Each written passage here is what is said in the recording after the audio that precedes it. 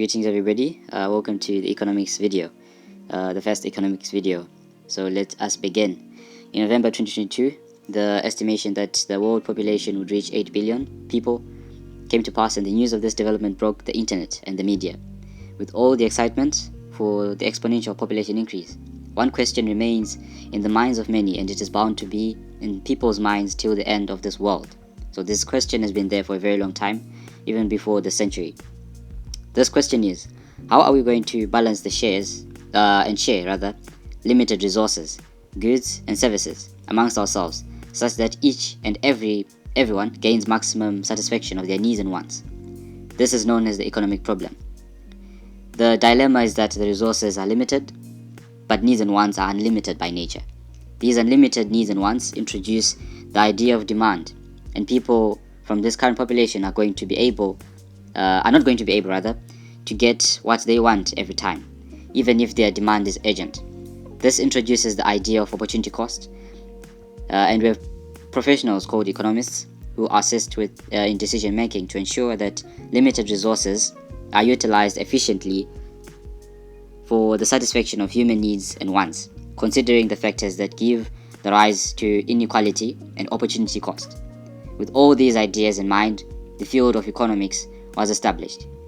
So in the past, this has been happening. We have been trying to see how best we can distribute goods and services, and how we can share them amongst the people in each and every population in this world. So that has been a problem, because we have limited resources, but we have unlimited needs and wants. So which means people are demanding more things, and yet the resources that we have cannot meet those demands, or rather they cannot meet every demand. Some have to be foregone, and that is what we mean by opportunity cost. We have to forego some of the needs and wants that we have, or we have to find alternatives to satisfy the needs and wants, alternative goods and services to satisfy the needs and wants. So basically in this video we're going to be trying to unpack all the ideas that have come up in people's minds, in the economists' minds, to try and solve this economic problem. So what is economics? Economics is the study of how limited resources are utilized efficiently with the aim of attaining adequate satisfaction of human needs and wants. So people have unlimited needs and wants, as we saw. Therefore, there is a need to solve the economic problem, because these needs and wants need to be met, but the problem is that we have limited resources to meet these demands or these needs and wants, and that requires some sort of efficient utilization of these resources in order to make sure that each and every person gets to receive satisfaction of their needs and wants. So the branches of economics are microeconomics and macroeconomics. Macroeconomics, we look at a broader perspective of the economy, as it is written, economics on a larger scale, focusing on the larger aggregates of the economy. We are looking at the foreign sector, how it influences an economy. We're looking at the population in an economy, in a country. We're looking at the policies that are there that govern the economy, and all those things. That's macroeconomics. Then microeconomics is a bit in a smaller perspective, or what's referred to as the narrow perspective here. It's more concentrated in a little economy, maybe like a household. How do people buy their stuff? The smaller markets that are involved in that economy, the smaller economy, and it's basically a narrow perspective of an economy, or the small aggregates in the economy.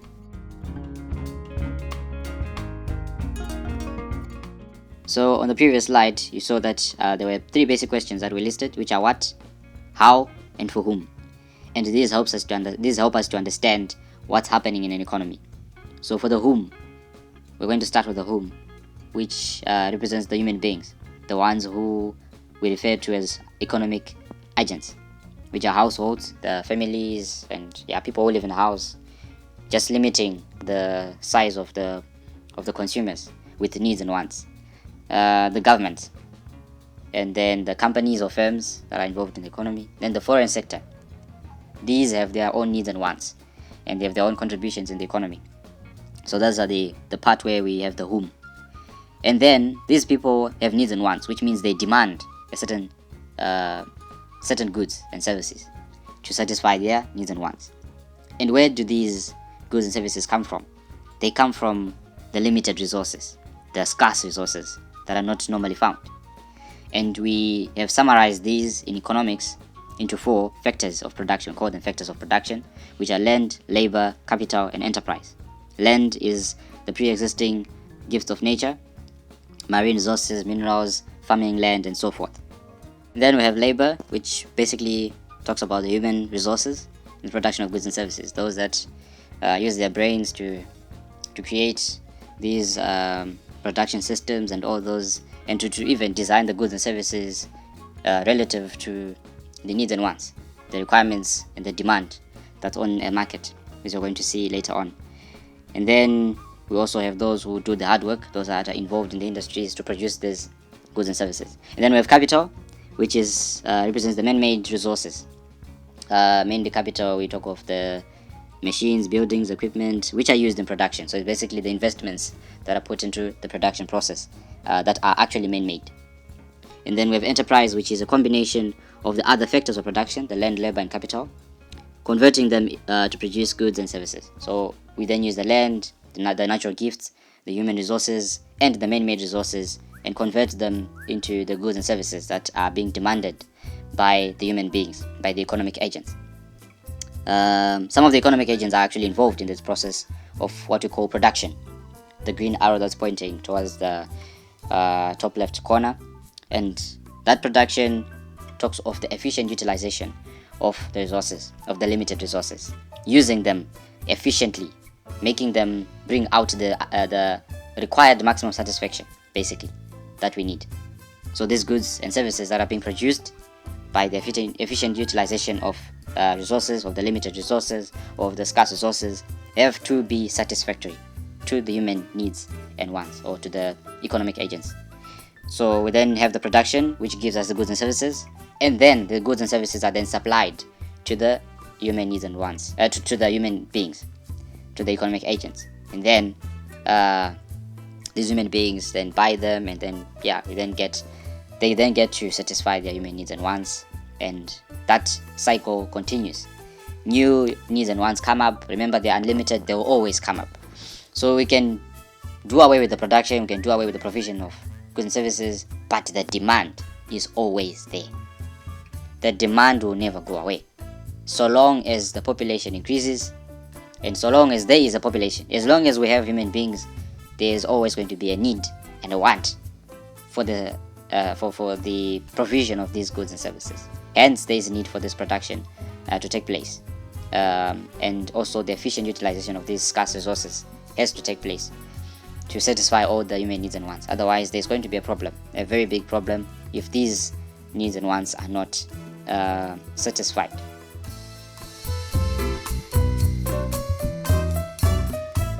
So how do we categorize the goods? Well, first of all, we have goods and services. But here we're going to be focusing on goods mainly.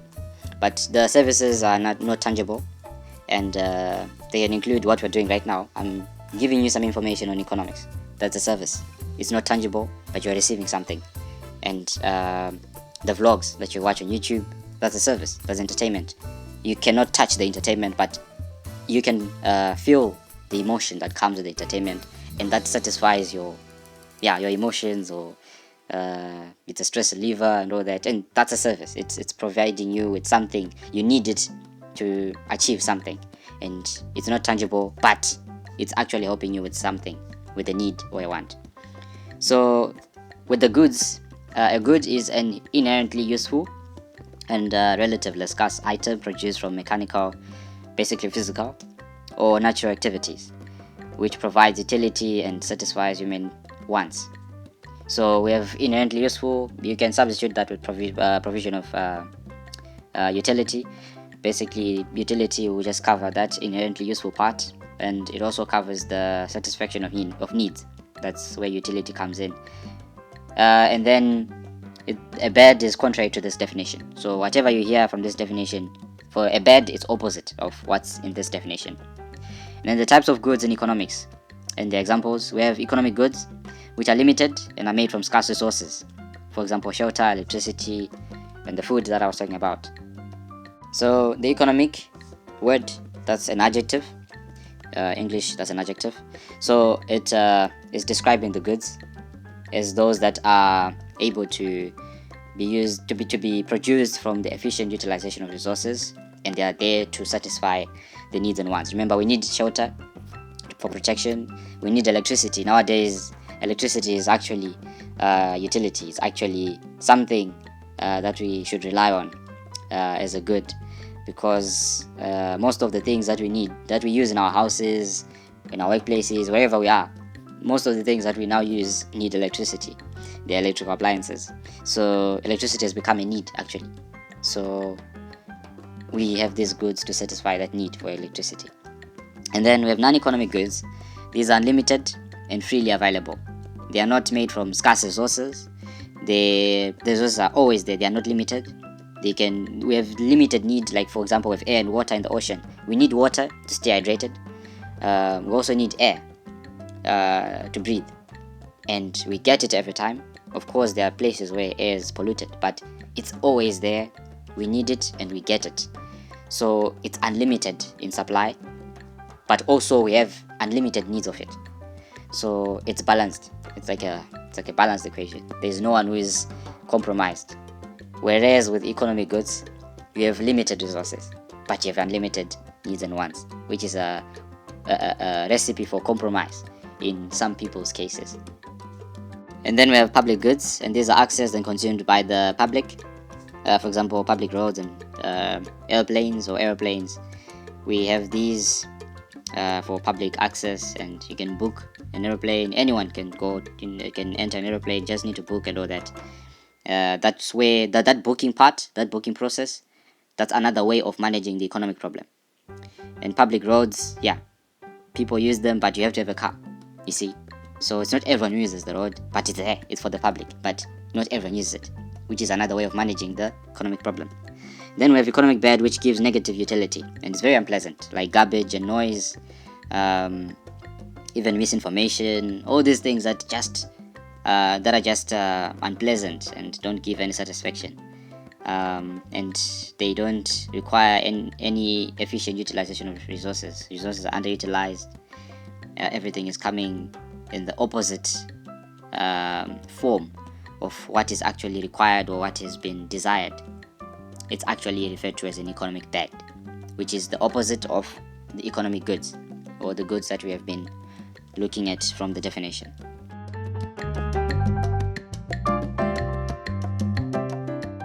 So remember, we talked of economists. Some of them realized that we could put these things in graphical representations, and that is what we're looking at right now. How do we look at an economic problem with the graphical representation, and what do we derive from that graph, and how do we make decisions based on that graph? And the one that is commonly used, one of the commonly used curves is what we call the production possibility curve, or the PPC. It's also called the production possibility frontier, or the production possibility boundary. And that's basically that concave curve. As you see there, that white line, it's concave to the origin. We base these things to the origin. We are going to see later on we have a convex, and it's convex to the origin. So basically, the opportunity cost is the foregone or sacrificed alternative. So let's say you have bread and you have cookies, but bread is cheaper than the cookies. So you end up just buying bread. You want something that is that will give you carbohydrates, but you have bread and cookies. Cookies taste nice, but the bread is cheaper. So you end up buying the bread, which means you forego the expensive cookies. But as you forego that the alternative, which are the expensive cookies, you're also getting to forego the benefits of those cookies, the sweetness and the nice cookies and the delicious cookies, that delicious nature of the cookie. You're getting to sacrifice it just so that you can get the carbohydrates, which are more important. It's more of the idea of prioritizing. Even with the examples that we see, cars and shelter, people get to prioritize cars. Some people, but many people, especially those who are getting to retirement, they will prioritize shelter first, apart from cars, because their retirement packages might not be able to give them shelter, so they need somewhere to stay, and they will be working their final years as the human resources that we looked at. They're part of the human resources, so they'll be working, but they'll also have their own interests, which are to get salaries and wages so that they can get the shelter. And then maybe when they get the shelter, they're covered in their retirement, then they'll buy the cars. But at first you're going to forgo the car, which will make it possible for you to go to work efficiently or fast, and get there early and all that. Now you have to use public transport because you don't have a car, because you want to first build a house, or you have to first buy a house or buy shelter, so that you can retire in a shelter, because a car is not suitable for certain things that are suitable in a house. So it goes with prioritization, this opportunity cost. So like we said, therefore losing the best alternative value or benefits.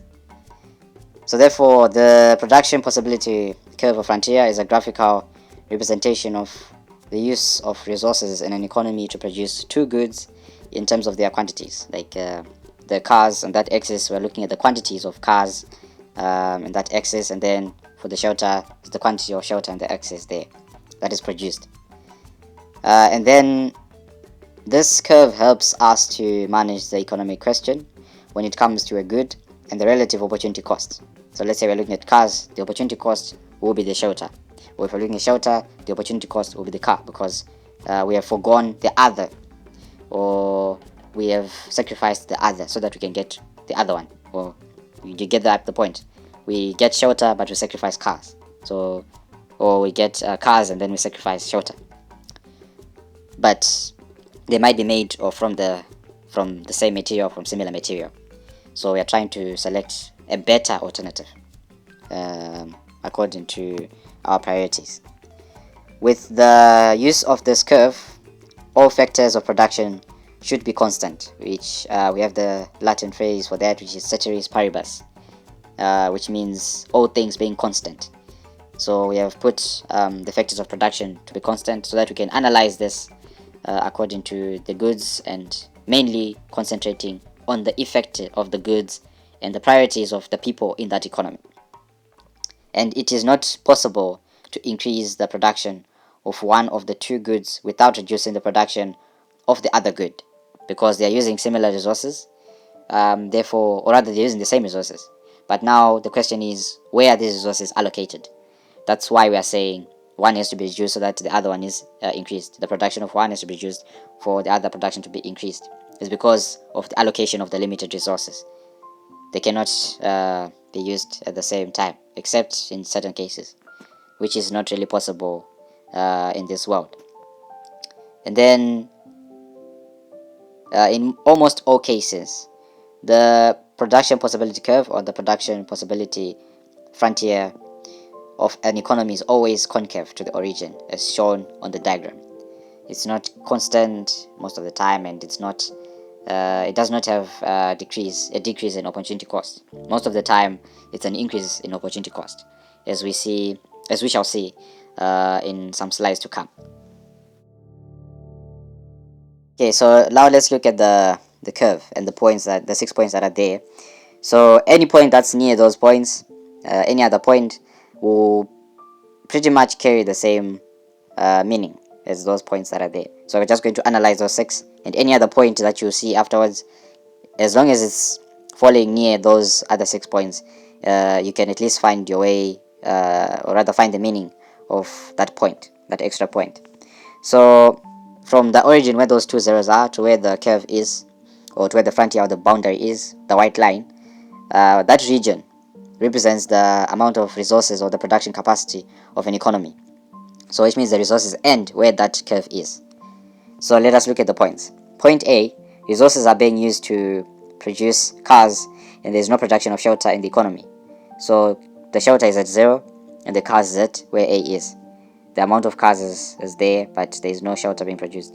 And likewise with D, resources are being used to produce shelter, and there's no production of cars in the economy. So cars are at 0, and then point D is further away from the origin for shelter. And then at E, resources are being underutilized. They're not being used efficiently.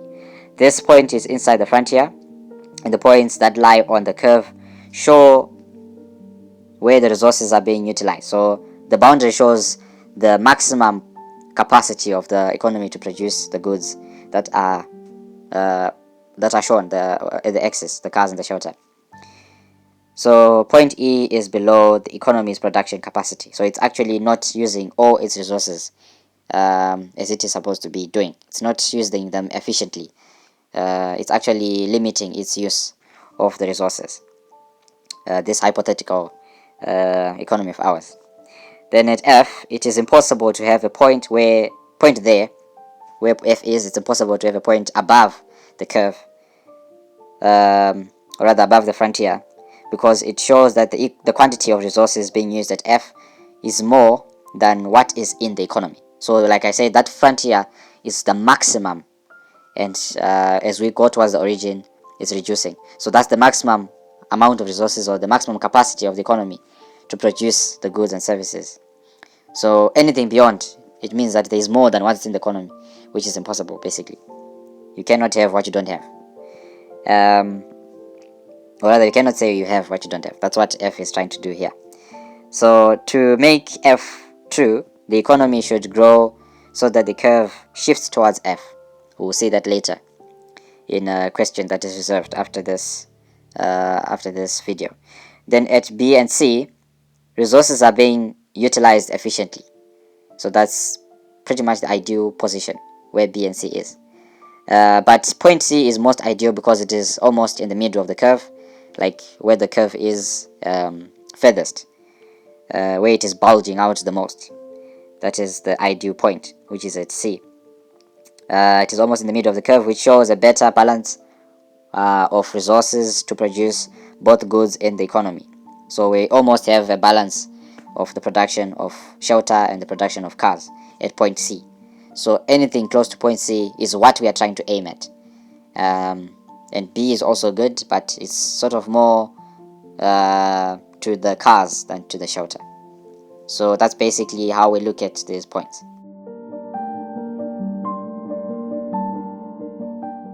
Like I said previously, we have different types of the frontiers, the production possibility frontiers or production possibility curves. The common one is the concave, which is concave to the origin. Then we have the straight line, as you can see, it's a straight line. And then the convex, which is convex to the origin. It bulges towards the origin. The concave bulges out, opposite to the direction of the origin. So with the concave, this curve shows the increase in opportunity cost relative to the increased output of a good. So most of the production that we're doing is one-sided, but it means we're also foregoing the other side, the other production of the other good. That means we have a rise in opportunity cost. Some refer to it as the marginal opportunity cost. In order to produce more of good X, there should be an exponential reduction in the production of good Y. It's sort of rapid. The reduction is rapid. So as we see, if we move towards X, it means the Y part is reducing rapidly because of that concave shape. And then the straight line, most of the time when we talk of straight lines, we're talking of constants. We have some constants there, and this line shows the constant opportunity cost for the entire production. And it's because in order to produce more units of good X, there should be a reduction of good Y by the same amount of units. That's where the constant part comes in. There is no opportunity costs that is greater like with the concave, or that is less like with the convex. As you forgo the other good, it's sort of, as you gain, you also forgo, but it's at the same rate. You're not really losing much.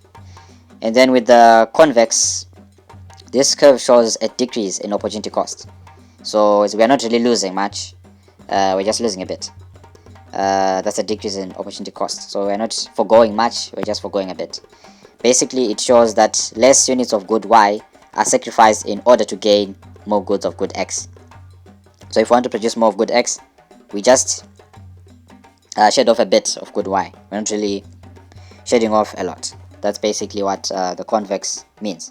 But of the three curves, we just have the concave as the most common curve that is used, or that is universal in most economies. Okay, now we move on to the final part of our video, what we're going to be learning, which is the brief introduction to economics. So here we have just cut a lot of things that we're supposed to cover, but just to make it easy, and it's just an introduction, so we're just going to look a bit at markets and prices. So first of all, the definition of a market is the composition of systems in which interacting parties engage in exchange or facilitate the transaction and distribution of goods and services. So this is where all this distribution of goods and services is facilitated, and where people buy stuff, they buy their goods and services, and that's the place where the supply of the goods and services for the satisfaction of needs and wants, that's where it happens, at the market. So in an economy, there are several markets, which include industrial markets, goods markets, and money markets. Money markets, we can even talk of stock markets, where people buy shares for companies and all that. We also have stock markets and many other markets. You can list them. Then price determines the allocation of resources in these markets, and the prices are influenced by the behavior of supply and demand, and that's mainly evident in the market economy. It's governed by the demand and supply. The market economy. We have other types of economy, the traditional, which is mainly dependent on barter trade, and there's other economies which are dependent on the government. And so you can just look at and research on the other type of markets, but we're just going to summarize. So with the prices, we have the roles of prices as well in these markets. And prices are basically amounts of money, and money is also a universal hypothetical system or unit of measuring the amount or combination of goods and services which are unrelated. Imagine you're trying to buy your goods from a supermarket. You can't just be quantifying everything, and even your receipt will be very, very long if you're buying groceries. I think you've seen that when you buy your groceries, some of the lists will be very, very long. But just to summarize everything and give a single amount of all the different things that you've bought, you use money, and you just have one number that summarizes all the things that you've bought.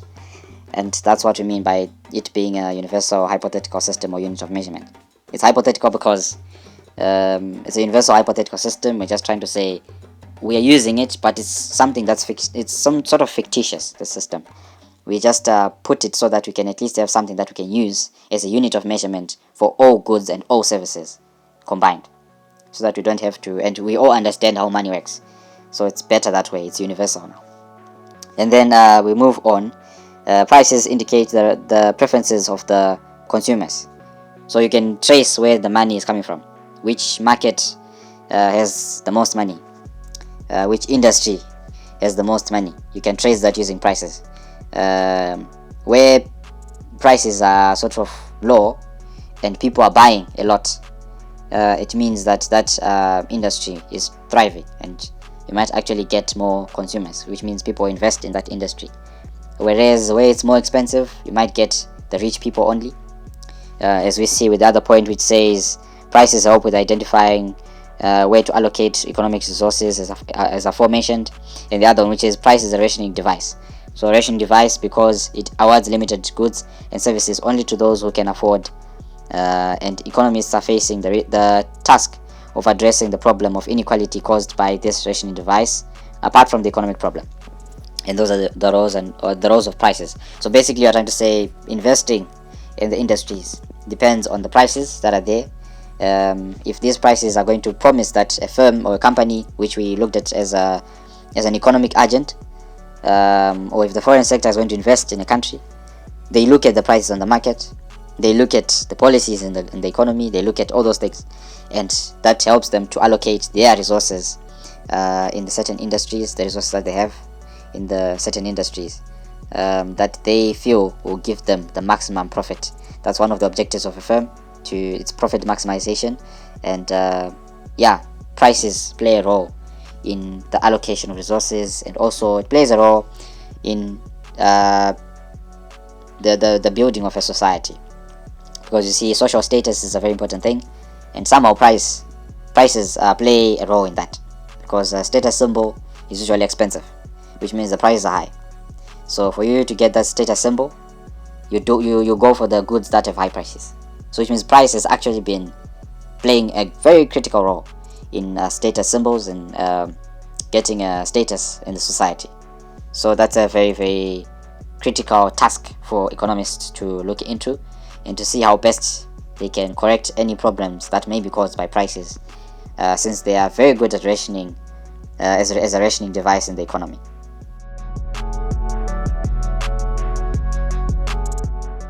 Okay, so we have come to the end of the learning segment. Now it's time to assess what you have gotten. If you have managed to get something, we're trying to assess your understanding. It's just personal assessment using this practice question.